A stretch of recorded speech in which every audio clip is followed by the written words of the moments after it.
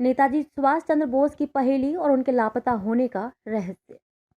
महान स्वतंत्रता संग्राम सेनानी सुभाष चंद्र बोस बड़े रहस्यमय व्यक्ति थे। उनमें अपने जीवन काल में एक संप्रभु भारत को देखने का उत्साह और जुनून था। वह स्वतंत्रता आंदोलन के महान नेताओं में शुमार थे और नेताजी कहलाए, मगर उनकी मृत्यु भी उतनी ही उलझन का विषय रही। कहा जाता है कि 18 अगस्त 1945 को नेताजी 3rd डिग्री बर्न के शिकार हो गए थे, जब उनका विमान ताइवान के ताइपे में उड़ान भरते समय दुर्घटनाग्रस्त हो गया था, जो उस समय जापान के कब्जे में था।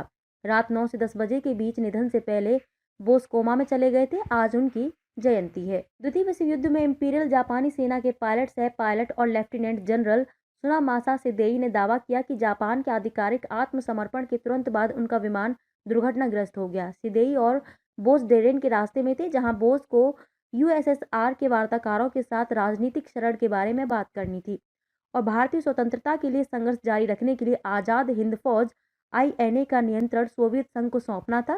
सिदेई को बोस के लिए मुख्य वार्ताकार के रूप में काम करना था। घायल या मृत बोस की कोई तस्वीर नहीं ली गई और न ही मृत्यु प्रमाण पत्र जारी किया गया। इन्हीं वजहों से आईएनए ने यह मानने से इनकार कर दिया कि उनका निधन हो गया। बोस के कई समर्थकों ने उनके निधन के समाचार और परिस्थितियों दोनों पर विश्वास करने से इनकार कर दिया। इसे साजिश बताते हुए कहा गया कि बोस के निधन के कुछ घंटों के भीतर कोई विमान दुर्घटना नहीं हुई थी।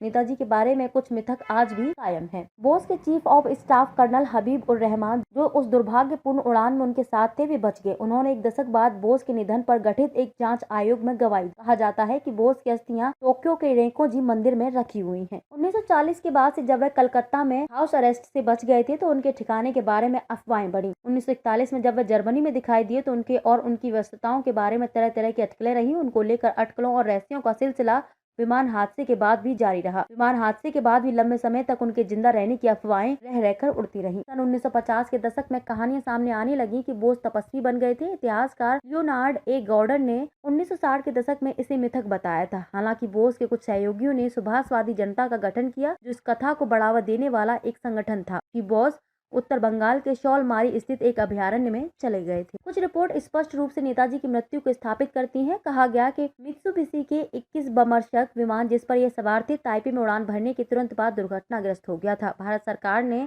अब तक नेताजी की मृत्यु, लापता होने की 3 जांच करवाई हैं। केवल पहले 2 ने निष्कर्ष निकाला कि 18 अगस्त 1945 को उनका विमान दुर्घटनाग्रस्त होने के बाद ताइहोकू के एक सैन्य अस्पताल में उनकी मृत्यु हो गई और यह भी टोक्यो में रेंकोजी मंदिर में नश्वर अवशेष उनके हैं। वे इस प्रकार है।